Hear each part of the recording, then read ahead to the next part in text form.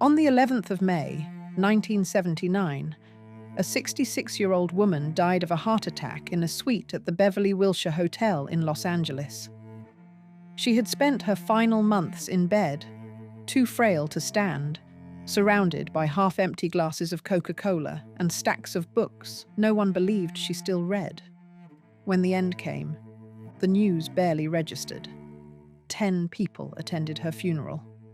One biographer later wrote that $3,500 was all that remained in her bank account, though some who knew her disputed the figure. Her name was Barbara Hutton, and at the age of 21, she had been worth approximately $50 million. That fortune, built on the nickels and dimes of ordinary Americans, had taken her grandfather, Frank Winfield Woolworth, a lifetime to accumulate. It took Barbara roughly 4 decades to lose it.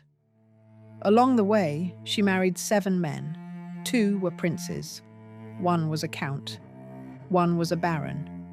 1 was an ambassador. 1 was an artist. And 1 was Cary Grant. 6 of those 7 husbands walked away with significant portions of her wealth. Only Grant left her as rich as he found her. The press called her the poor little rich girl. It was meant as mockery, but by the end, the phrase had become something closer to an epitaph. This is the story of how the largest retail fortune in American history was dismantled, one marriage at a time, and how a woman who could afford anything in the world could never buy the one thing she wanted. Chapter 1. The Woolworth Empire. The man who made it all possible never set foot inside a classroom past the age of 16. Frank Winfield. Woolworth was born on the 13th of April, 1852, on a small farm near Rodman in Jefferson County, New York. His parents, John and Fanny, were devout Methodists who worked the land and raised 2 boys with little money and few prospects. Frank hated the physical labor of farming. From an early age, he told anyone who would listen that he wanted to sell things. His first real chance came in 1873, when he talked his way into an unpaid apprenticeship at Augsbury and Moore, a dry goods store in the nearby town of Watertown.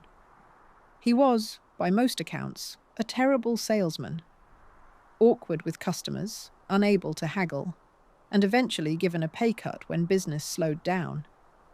But he noticed something the more experienced clerks had missed. Goods sat locked behind counters and stashed in drawers. Customers had to ask permission just to look at merchandise.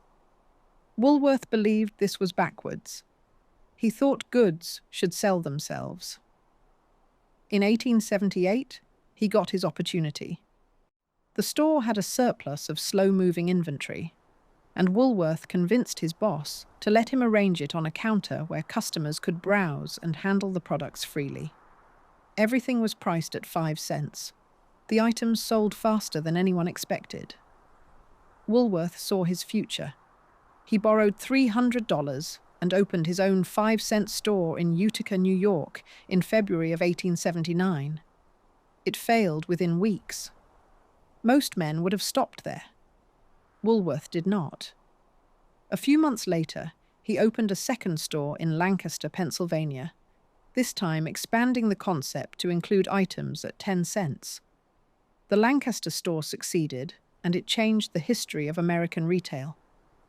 The idea was deceptively simple: fixed prices, clearly displayed, open shelves where customers could examine goods without assistance, merchandise purchased directly from manufacturers in bulk, eliminating the middleman. What Woolworth lacked in charm, he compensated with relentless efficiency. He demanded low wholesale prices, paid cash on delivery, and maintained iron control over every aspect of his stores. By 1889, he had 12 thriving locations. By 1900, there were 59. By 1911, when he merged with 4 rival chains to form the F.W. Woolworth Company, the combined operation ran 596 stores across every state in the country. But Frank Woolworth wanted more than retail dominance. He wanted a monument. The Metropolitan Life Insurance Company had recently completed a 700-foot tower on Madison Square, making it the tallest building in the world. Woolworth had reportedly been denied a loan by Metropolitan Life earlier in his career, and the slight had never left him. He told his architect, Cass Gilbert, to make his building 50 feet taller than the Metropolitan Tower. Gilbert delivered. The Woolworth Building, a neo-Gothic structure at 233 Broadway in Lower Manhattan, rose 792 feet into the sky. Woolworth paid the entire $13.5 million construction cost in cash. On opening night in April of 1913, President Woodrow Wilson pressed a button in Washington that illuminated 80,000 light bulbs across the facade. The building made Woolworth famous, but high society in New York still viewed him as a shopkeeper. The old money families of Fifth Avenue refused to accept a man who had made his fortune selling penny goods to the working class. This rejection consumed him. He pushed his 3 daughters toward marriages that would grant them the social standing he could never achieve on his own. He refused to see a dentist despite severe tooth pain, a stubbornness that proved fatal. On the 8th of April, 1919, Frank Winfield Woolworth died from septicemia caused by an untreated dental infection. He was 66. His personal fortune was estimated at approximately $76 million. His company operated more than 1,000 stores, and the vast wealth he left behind had no meaningful protections attached to it. One of his grandchildren, a 7-year-old girl named Barbara, would eventually inherit a third of everything. Chapter 2. A Mother's Death. Barbara Woolworth Hutton was born on the 14th of November, 1912, in New York City. Her mother, Edna, was the middle of Frank Woolworth's 3 daughters. Her father, Franklin Laws Hutton, was a partner in his brother Edward's investment firm, E.F. Hutton and Company. He was handsome, well-connected, and by most accounts devoted entirely to his own pleasures.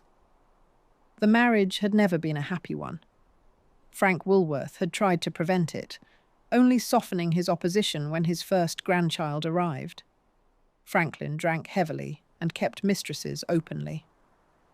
Edna, lonely and humiliated, reportedly began an affair of her own with a man named Bud Bouvier. He was the youngest brother of John Vernon Bouvier, whose son would one day father Jacqueline Kennedy. The household on the Upper East Side was one of wealth, silence, and mutual betrayal. Barbara spent her earliest years in the care of nurses and governesses who came and went. Her parents were rarely present in the same room, and when they were, the atmosphere was poisonous. On the 2nd of May, 1917, 4-year-old Barbara found her mother's body. Edna Woolworth Hutton was dead at 33. The official cause was suffocation due to mastoiditis, an infection of the air cells in the skull behind the ear. The coroner decided no autopsy was necessary, but the explanation satisfied almost no one. Persistent rumors held that Edna had taken poison after discovering yet another of her husband's affairs. According to biographer C. David Heyman, the family reportedly paid off city officials to prevent any formal investigation. The press reported that a maid had discovered the body. Heyman wrote that it was Barbara. What a 4-year-old child understood about what she had seen is impossible to know. What is clear is that the event fractured her life in 2. Everything that came after, the failed marriages, the desperate generosity, the inability to trust anyone who claimed to love her, traced a line back to that morning. Franklin Hutton did not step into the role his wife's death had left vacant. He continued to drink, continued his affairs, and showed little interest in raising a daughter. For a time, Barbara lived with her Aunt Marjorie Merriweather Post, the serial heiress who had married Franklin's brother Edward. Marjorie's daughter, a girl named Nedaniah, who would later become the actress Dinah Merrill, recalled Barbara staying with them after the abandonment by her father. But the arrangement did not last. Barbara was sent to her grandparents' estate on Long Island. Winfield Hall was a marble palace of more than 30,000 square feet in Glen Cove, built at a cost of $9 million. Barbara played alone in its enormous rooms. She dined formally, in silence, in a Georgian dining room designed for banquets. Her grandmother, Jenny, suffered from what her doctors described as a pre-senile condition. She spent her days in a white wicker rocking chair under the watch of a medical attendant, unable to hold a conversation. In June of 1918, Frank Woolworth petitioned the courts to have his wife declared mentally incompetent. He was himself declining, paranoid, melancholy, increasingly withdrawn. But he was kind to Barbara. He called her princess and surrounded her with every material comfort he could provide. She later wrote of him with rare affection, remembering that he was always a little eccentric, but sweet to her. When Frank Woolworth died in April of 1919, Barbara lost the only adult who had shown her sustained warmth. She was 6 years old. From that point on, she was shuffled between relatives, none of whom wanted the full burden of raising her. She attended Miss Hewitt's classes in Manhattan and later Miss Porter's school in Farmington, Connecticut. She was an introverted child who had almost no interaction with others her own age. Her only real companion was her first cousin, Jimmy Donahue. He was 3 years younger, the son of her aunt Jessie Woolworth Donahue, and he too had inherited a share of the Woolworth fortune. The two understood each other from the start, wealthy, neglected, and left largely to raise themselves. Jimmy would grow into a flamboyant, reckless man who drank too much, spent too freely, and died at 51 from a combination of alcohol and barbiturates. The pattern that would define Barbara's life, isolation disguised by luxury, loneliness masked by spectacle, was already taking shape before she turned 10. Chapter 3. The $1 Million Baby. In 1924, Barbara's grandmother, Jenny Woolworth, died. She left approximately $26 million to her granddaughter, placed in a trust fund. An additional $2 million in stock from Edna's separate inheritance went into a second trust. Both were administered by Franklin Hutton. Whatever his failings as a father, Franklin proved himself a gifted investor. He liquidated the most volatile holdings before the stock market crash of 1929, while the rest of the Woolworth family lost heavily. By the time Barbara turned 21 in November of 1933, her inheritance had grown to roughly $42 million. There was also around $8 million more from her mother's estate. In today's terms, the combined fortune would be worth well over $1 billion. Barbara Hutton was one of the wealthiest women in the world, and she had not yet attended a dinner party as an adult. Her introduction to society came 3 years before the full inheritance arrived. On her 18th birthday in November of 1930, Barbara was given a debutante ball at the Ritz-Carlton Hotel in New York. The event cost $60,000. At a time when millions of Americans could not afford to feed their families, the Hutton debut was an act of breathtaking tone deafness. The details made it worse. 4 orchestras played through the night. 200 waiters served 1,000 7-course midnight suppers and 1,000 breakfasts. 2,000 bottles of champagne were uncorked. Maurice Chevalier, dressed as Santa Claus, greeted guests as they arrived. Rudy Vallee performed. Every guest received a small jewelry case containing unmounted diamonds, emeralds, rubies, and sapphires. Members of the Astor and Rockefeller families mingled on the dance floor while, outside, bread lines stretched around city blocks. The backlash was immediate and savage.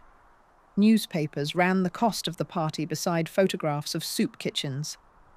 Columnists attacked Barbara personally, as though she had chosen the spectacle rather than merely been its centerpiece. She was 18 and had spent most of her life in boarding schools. She had planned none of it. But the public did not care about the distinction between a young woman and the machinery of wealth that surrounded her. It was during this period that the press began calling her the poor little rich girl. The phrase was not new. Noel Coward had written a song with that title in 1925, and Mary Pickford had starred in a film by the same name in 1917. But the label stuck to Barbara with a cruelty that would follow her for the rest of her life. Songwriters joined in. Harry Warren composed a tune called "I Found $1 Million Baby in a 5 and 10 cent Store," with lyrics by Billy Rose and Mort Dixon. It became a hit in 1931, and everyone understood who it was about. The poet Ogden Nash also turned her life into light verse, treating her misfortune as public entertainment. Franklin Hutton sent his daughter to Europe to escape the onslaught. It was meant as a temporary retreat. In a sense, Barbara never came back. She would spend most of the next 5 decades living abroad, moving between London, Paris, Venice, Tangier, and a dozen other cities, always at a distance from the country that had made her grandfather rich and then turned on her for inheriting the result. What few people noticed at the time was that Barbara also wrote. She had been composing poetry since her school years, quiet and private work that stood in sharp contrast to the public theatre of her life. In 1934, she privately published a slim volume of verse called The Enchanted under the name Barbara Mdivanis, printed in a limited edition of 200 copies. A second collection, The Wayfarer, followed in 1957. She distributed both volumes only to family and close friends. Decades later, at her funeral, the actor Cliff Robertson read one of her poems aloud. It was one of the few moments in Barbara Hutton's public life where she was recognized for something she had actually chosen to create. Chapter 4. The Marrying Mdivanis. The Mdivani family arrived in the West with nothing but a story. Their father, General Zakhary Mdivani, had served as an aide to the Russian Tsar before the revolution forced the family out of their homeland in Georgia. The 5 children, 3 brothers and 2 sisters, fled to France and then to the United States after the Soviet invasion of 1921. In Georgia, they had held the rank of Aznauri, a form of untitled low nobility.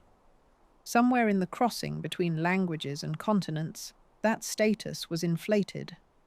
By the time they reached New York and Paris, they were introducing themselves as princes and princesses. No one checked. What they lacked in lineage, they made up for in strategy.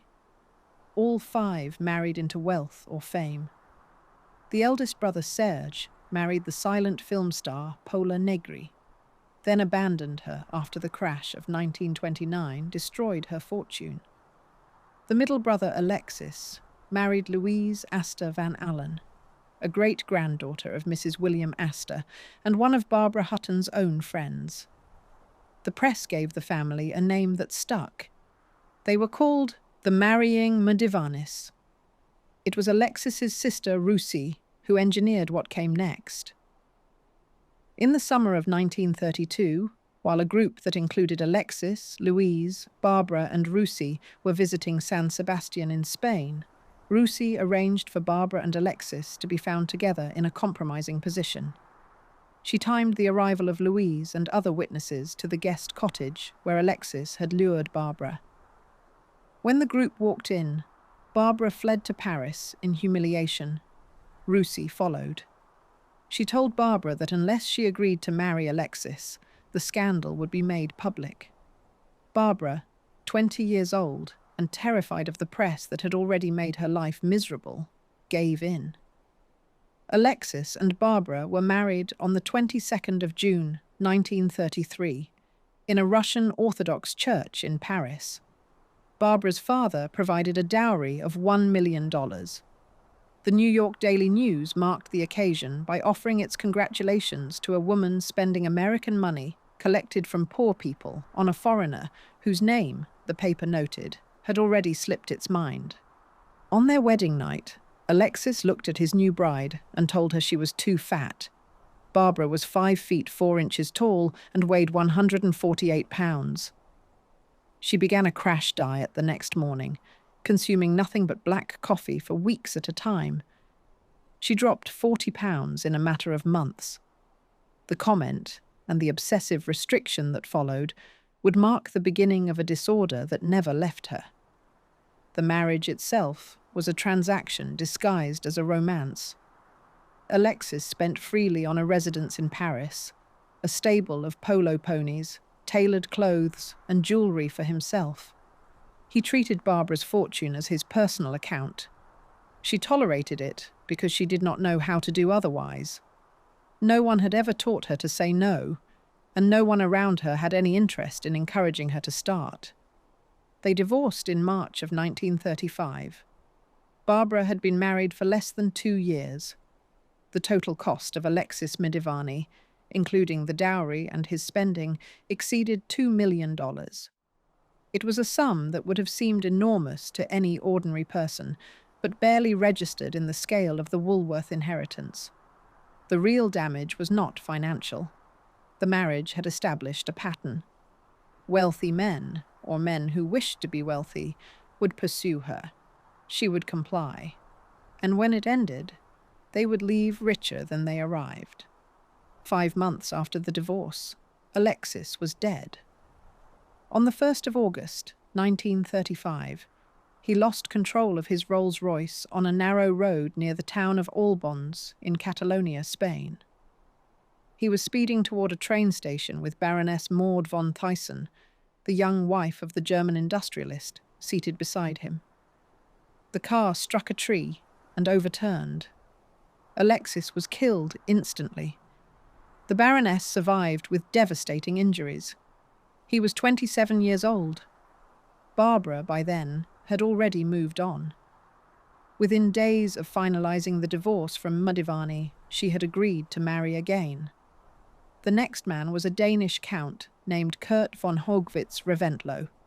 He would prove far more dangerous than the first. Chapter 5. The Count Who Broke Her. Barbara married Count Kurt von Haugwitz Reventlow in 1935. By some accounts, the wedding took place the day after her divorce from Mdivani was finalized. By others, it was within the week. Either way, the speed was staggering. She was 22 years old and already on her second husband. She had given Reventlow $1.5 million before the ceremony, a sum that functioned less as a gift and more as a purchase price. Reventlow was Danish, tall, controlling, and possessed of a violent temper that revealed itself almost immediately. Where Mdivani had been a charming parasite, Reventlow was something worse. He dominated Barbara through intimidation, verbal cruelty, and escalating physical violence. On at least one occasion, the abuse was severe enough to put her in the hospital. He was arrested in London after threatening her with bodily harm. Police records also noted that he had threatened to shoot an unnamed man connected to Barbara's circle. Their son, Lance, was born in London on the 24th of February 1936. The press called him the richest baby in the world. Barbara nearly died during the delivery. The boy would become the single most important person in her life, though she would prove no better at raising him than her own father had been with her. In December of 1937, Barbara walked into a federal courthouse in New York and signed an oath of renunciation, giving up her American citizenship. Reventlow had pushed her to do it. The official reason was to reduce her tax burden. The real motive, according to those who knew the arrangement, was to eliminate the American inheritance tax on 2/3 of her estate in the event of her death. If Barbara died as an American citizen, the government would take most of the money before it reached Reventlow or his son.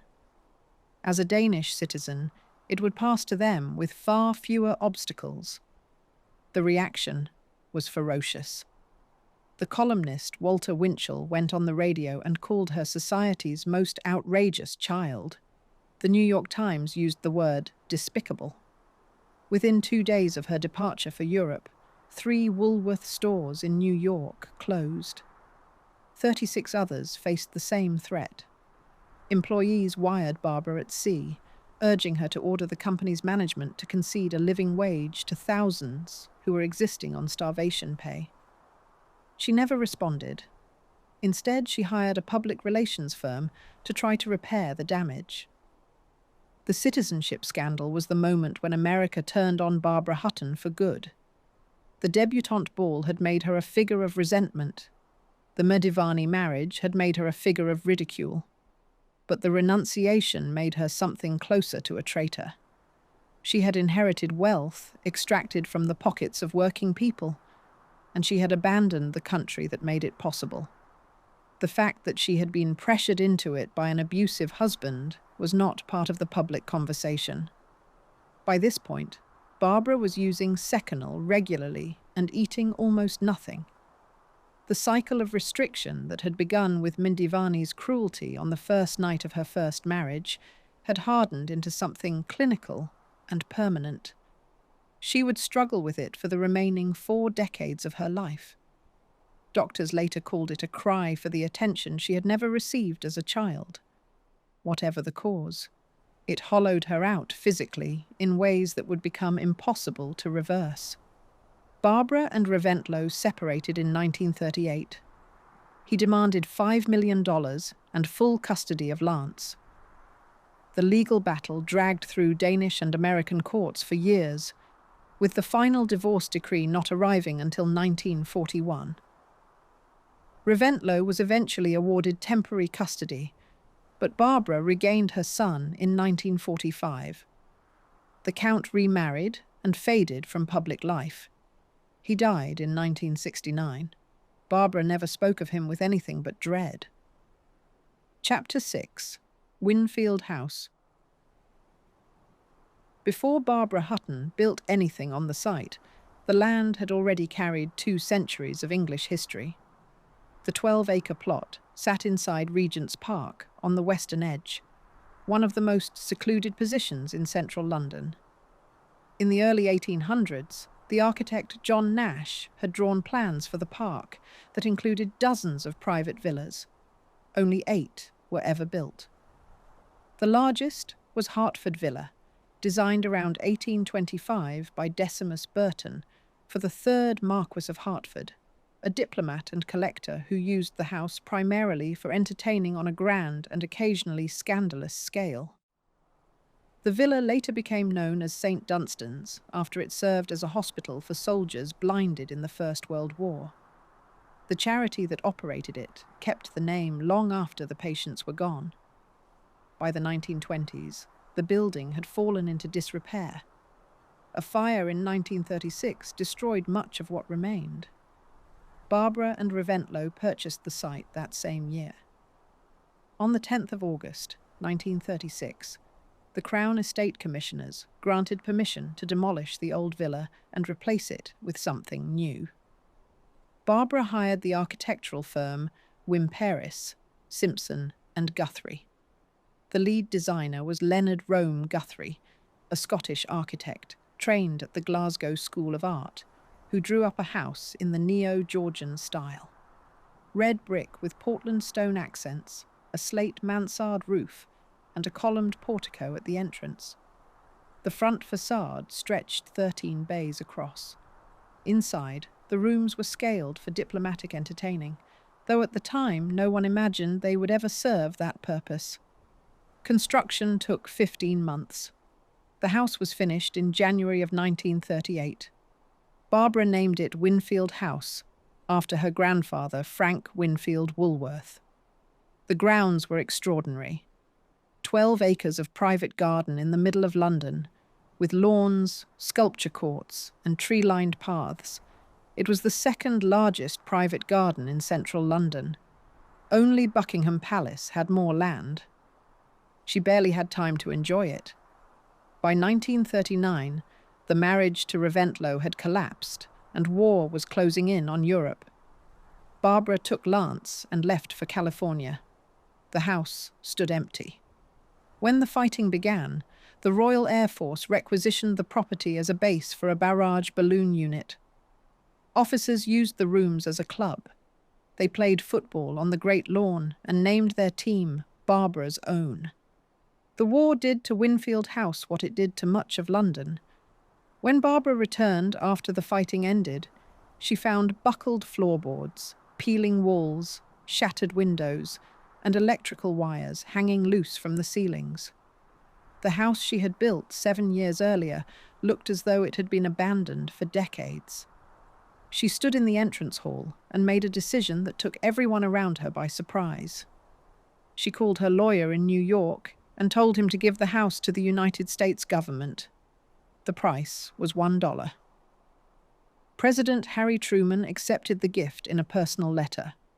The house underwent extensive renovation and in 1955 became the official residence of the United States ambassador to the court of St. James's. It has served that function ever since.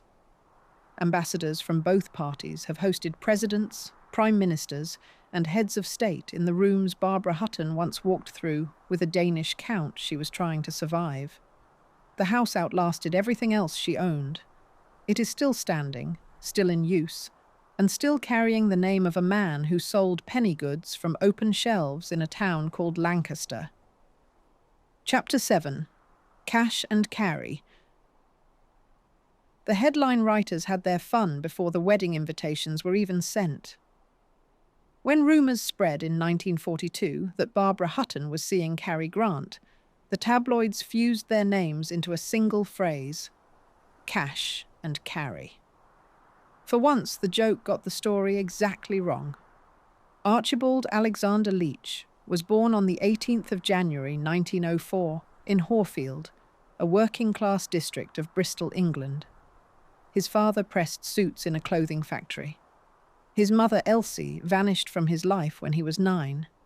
Elias told the boy she had gone away. The truth was that Elsie had been committed to a county asylum. Elias had signed the papers himself. Archie grew up believing his mother had simply left him. He ran away at 14, joining a troupe of acrobats led by a performer named Bob Pender. The troupe crossed to New York in 1920. Young Leach stayed behind when they sailed home. He drifted through vaudeville, changed his name, and by the early 1930s had landed in Hollywood. Within 5 years, he was one of the highest-paid actors in the industry, but he never lost the instincts of a boy from Horfield. He negotiated his own contracts and kept meticulous accounts of every dollar. Barbara and Cary were introduced through Dorothy D. Frasso, an American countess who moved between Hollywood and European aristocracy with equal ease. They met at a dinner party in Los Angeles in the summer of 1941. Barbara had just extracted herself from the Reventlow catastrophe. She was thin, exhausted, and deeply wary of men who wanted her money. Grant wanted nothing she could buy. He earned more than $300,000 a year. He had no interest in her inheritance, and she found his indifference disorienting. They married on the 8th of July, 1942, at the home of Grant's agent, Frank Vincent, near Lake Arrowhead in the San Bernardino Mountains. The press, shut out for once, compensated with speculation. Hedda Hopper called it the most interesting experiment in Hollywood. For a brief stretch, they appeared content. They spent evenings at home. Grant was affectionate with Lance, and reportedly the only one of Barbara's husbands who treated the boy with genuine warmth. Barbara, surrounded for years by men who saw her as revenue, found herself with someone who had his own money, his own fame, and no need for hers. The differences that attracted them became the fractures that ended them. Grant was disciplined and self-contained. He rose early, ate simply, and expected order. Barbara kept no schedule. She slept until noon, ate almost nothing, and gave away money with a generosity that bewildered him. She once handed a hotel chambermaid a mink coat. Grant did not see this as kindness. He saw waste. The war widened the gap. Grant threw himself into bond rallies and benefit performances. Barbara had no public role to play. She was a foreign national living in the country she had officially abandoned 5 years earlier. She could fund relief efforts, but could not join them without reminding everyone of the renunciation. They separated in 1944. The divorce was finalized on the 30th of August, 1945. Barbara offered Grant a settlement. He refused.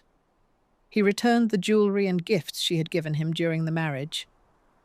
When the press asked him about the divorce, he said only that he wished her well.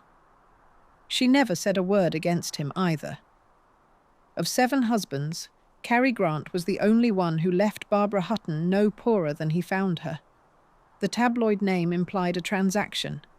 The reality was its opposite. Chapter 8. The Playboy and the Princes. Between 1947 and 1966, Barbara Hutton married 4 more times.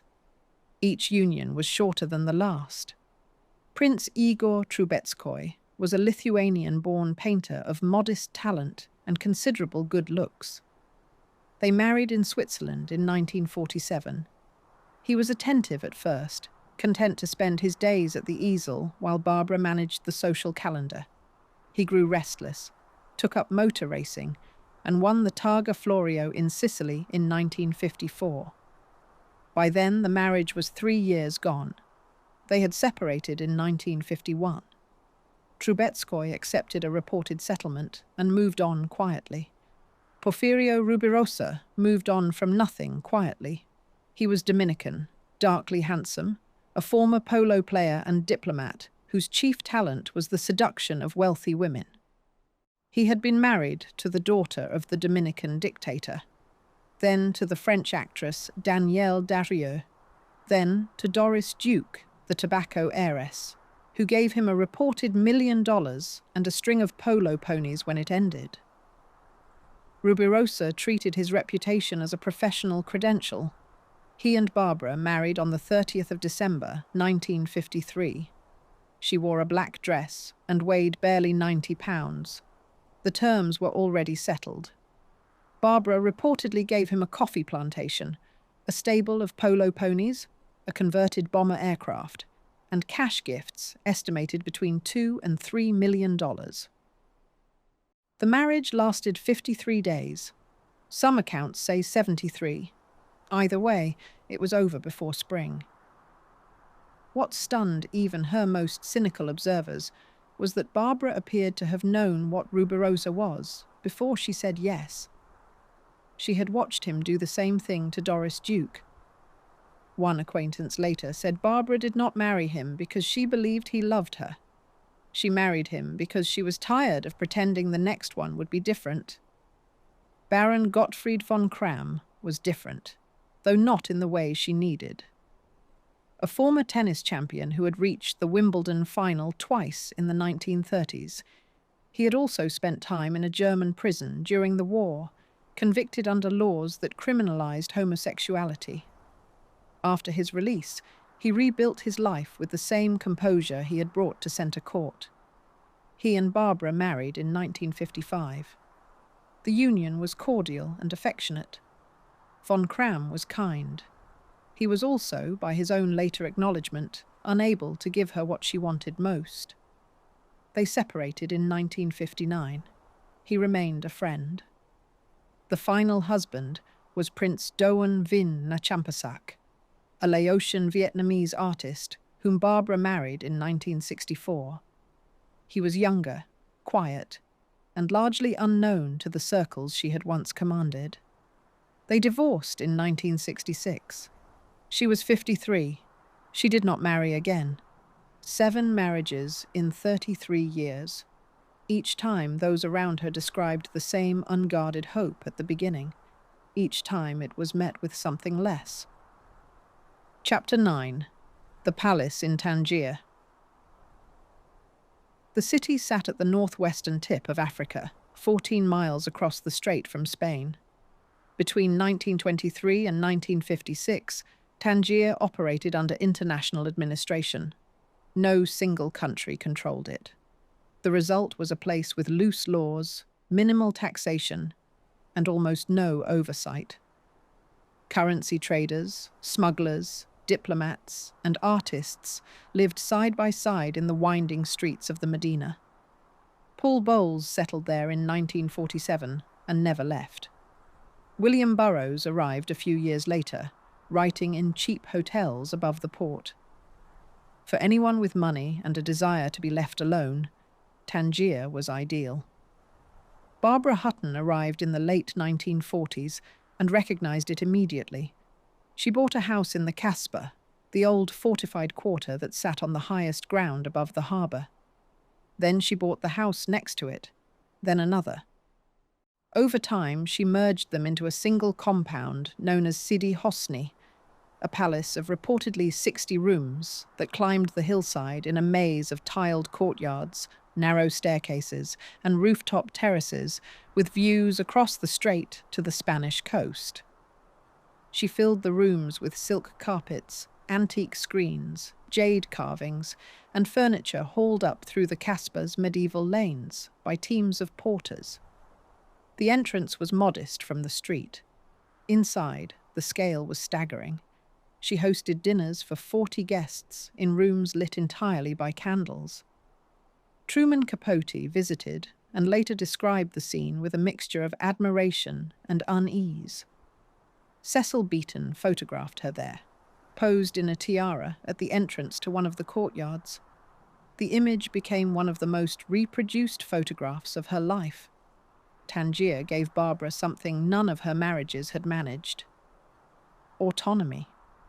In London and Paris and New York, she had always been watched, judged, catalogued. In Tangier, she was simply the rich American in the Casbah. The locals accepted her generosity without commentary. She reportedly paid for neighborhood festivals, distributed food during religious holidays, and funded a medical clinic. Children followed her through the streets. She employed dozens of local staff and paid them well above the local standard. Whether this was kindness or the compulsive need to be needed that had defined her entire adult life, no one around her cared to examine too closely. But Tangier also accelerated what was already underway. Barbara ate less and less. She relied increasingly on Seconal and codeine. Her weight, which had been dangerously low for years, dropped further. By the late 1950s, visitors described a woman who could barely climb the stairs of her own house. In her final years at Sidi Hosni, servants reportedly carried her through the Casbah in a sedan chair when she wanted to move through the city. She left Tangier for the last time in the mid-1970s. The palace was sold after her death. New owners stripped much of what she had installed. The bones of the compound remain in the Casbah, recognizable to anyone who knows what to look for, but the silk and the jade and the candle-lit dinners are gone. What remains is the fact that for roughly 2 decades, a woman who had been driven out of every country she tried to call home found something close to peace on a hillside above the Strait of Gibraltar. Chapter 10. The Jewelry of Empresses. The tiara had belonged to Grand Duchess Vladimir of Russia, born Marie of Mecklenburg-Schwerin, one of the most formidable women in the Romanov court. When the revolution came in 1917, a loyalist smuggled the piece out of the Vladimir Palace in St. Petersburg, hidden in a diplomatic bag. It passed through several hands before reaching Cartier in Paris, where Barbara Hutton eventually acquired it.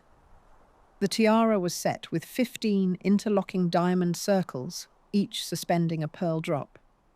Cecil Beaton photographed Barbara wearing it at Sidi Hosni. In that image, she looks regal, gaunt, and entirely alone. The Vladimir tiara was not an isolated purchase. Over 3 decades, Barbara assembled one of the most significant private jewellery collections of the 20th century. She bought from Cartier, Van Cleef, and Arpels, and private dealers who tracked down pieces with royal provenance. She acquired a strand of pearls with a claimed connection to Marie Antoinette, though the attribution has been questioned by historians. She owned Mogul emeralds, Burmese rubies, and a jade collection that specialists considered among the finest in private hands. What drove the collecting was not vanity in any simple sense. Barbara showed little interest in being seen at the right events wearing the right stones. She wore major pieces to small dinners or while sitting alone in hotel suites. She gave away jewellery impulsively, pressing rings and bracelets on friends, staff, and near strangers. One acquaintance recalled receiving an emerald brooch as a thank you for bringing flowers. The gesture was characteristic. Barbara treated her collection the way she treated her money, as something to distribute rather than hold. The imperial provenance mattered to her in ways she rarely explained. She sought out pieces that had belonged to women of extraordinary status. Romanov Grand Duchesses, Bourbon Queens, Mogul Empresses.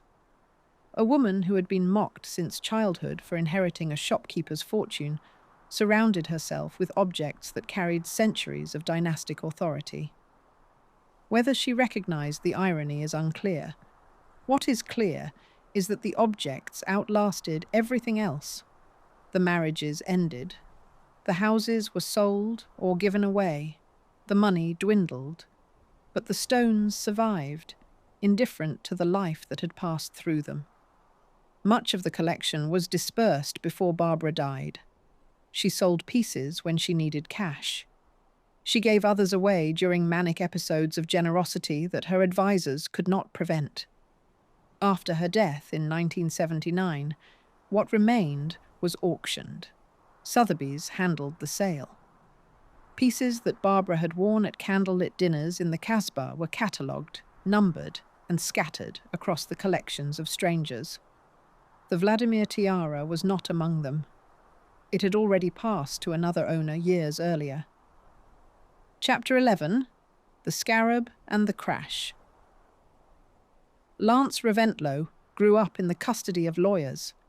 His earliest years were divided between his mother and his father by court order, shuttled across borders according to schedules set by men he had never met.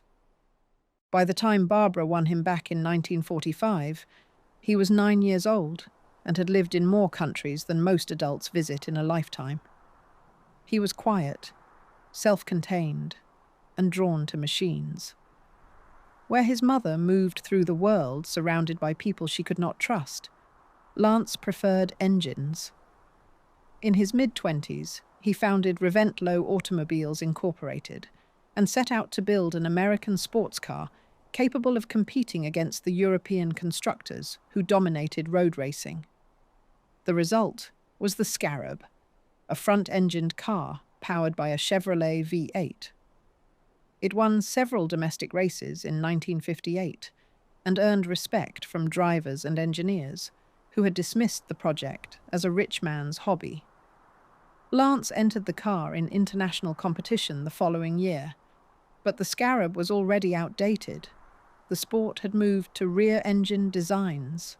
He shut the operation down before turning 30. He married the actress Jill St. John in 1959. They divorced in 1963. A year later, he married Cheryl Holdridge, a former Mouseketeer who had appeared on television throughout the late 1950s.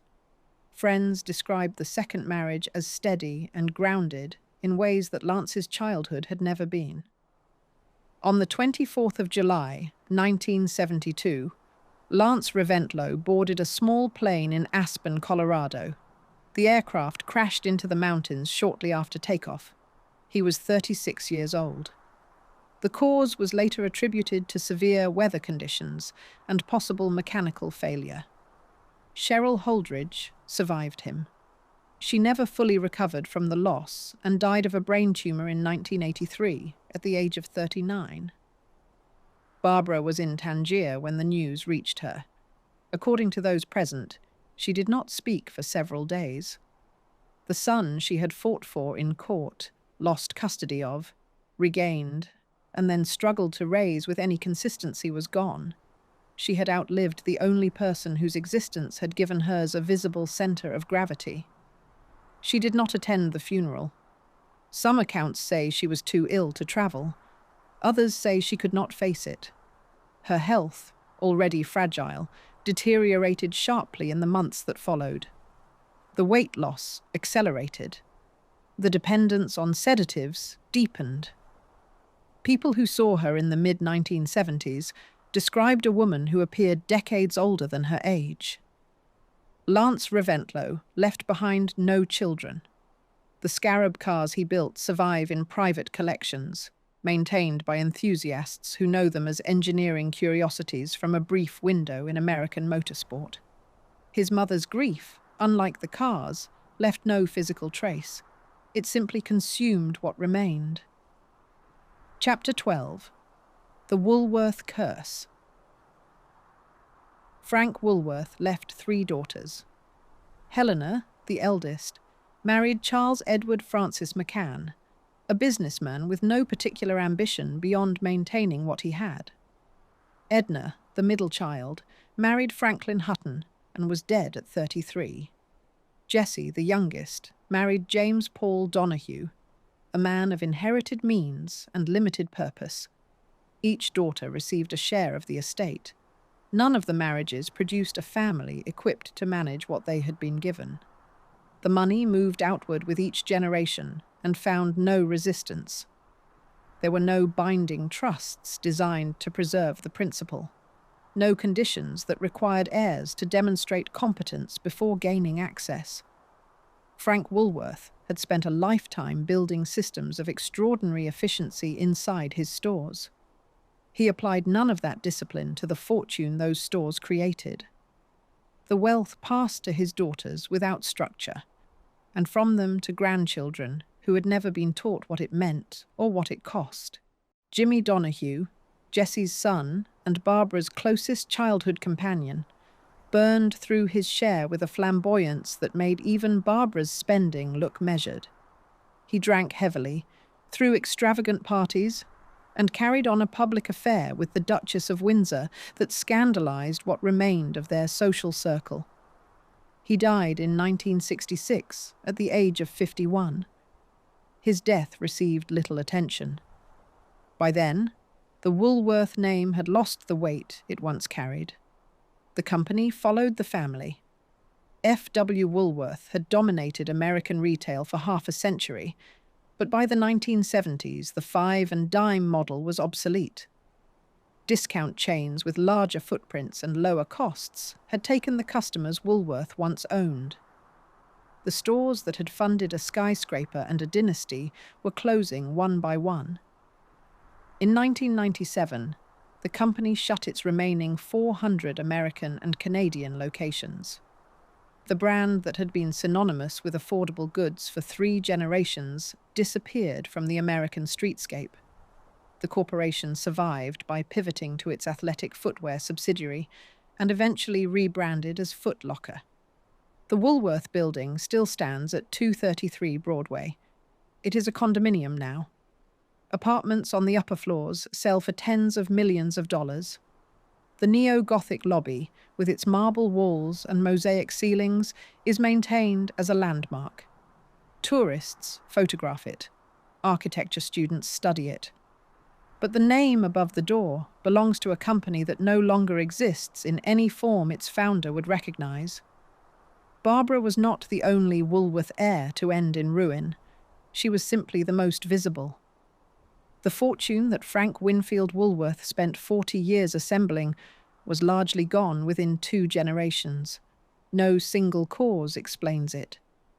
Bad marriages, absent fathers, unchecked spending, and a complete lack of structural protection all played their part. But if there was a central failure, it was this. Woolworth built an empire on discipline and left it to people who had never been required to exercise any. Chapter 13. room at the Beverly, Wilshire. In her final years, Barbara Hutton lived in hotels, not because she had no other option, but because hotels were the only places that still functioned the way she needed them to. Someone answered when she called. Meals appeared without negotiation. The staff asked nothing of her beyond payment. She moved between the Pierre in New York, the Ritz in London, and eventually the Beverly Wilshire in Los Angeles, where she settled into a suite and rarely left. She had attempted in the early 1970s to regain her American citizenship, the one she had signed away under pressure 35 years earlier. The application was reportedly approved, though the exact timeline remains unclear. It was a quiet reversal of the decision that had cost her more public goodwill than any of her marriages. Her world contracted steadily. The dinner parties stopped. The visitors thinned. Dinah Merrill, the actress who had been her cousin by marriage since childhood, was among the few who continued to visit. Most of the people who had surrounded Barbara during the decades of spending were gone. Some had died. Others had simply stopped coming once the money slowed. Her weight, which had been dangerously low for years, reportedly dropped below 80 pounds. She relied on a rotating staff of nurses and a small number of personal attendants who managed her medications, her meals, and the logistics of a life that had narrowed to a single set of rooms. She still read. She still occasionally spoke by telephone with old acquaintances. But the woman who had once hosted 40 guests by candlelight in the Casbah now spent most of her hours in bed. She died on the 11th of May, 1979. She was 66, the same age her grandfather had been when he died 60 years earlier. The funeral was held at Woodlawn Cemetery in the Bronx, where she was buried near Frank Woolworth in the family mausoleum. Fewer than a dozen people attended. Cliff Robertson, the actor, read one of her poems aloud. It was the same gesture noted years earlier in accounts of her private literary life. At the graveside, it carried a different weight. The estate that remained was negligible by any measure connected to the name Woolworth.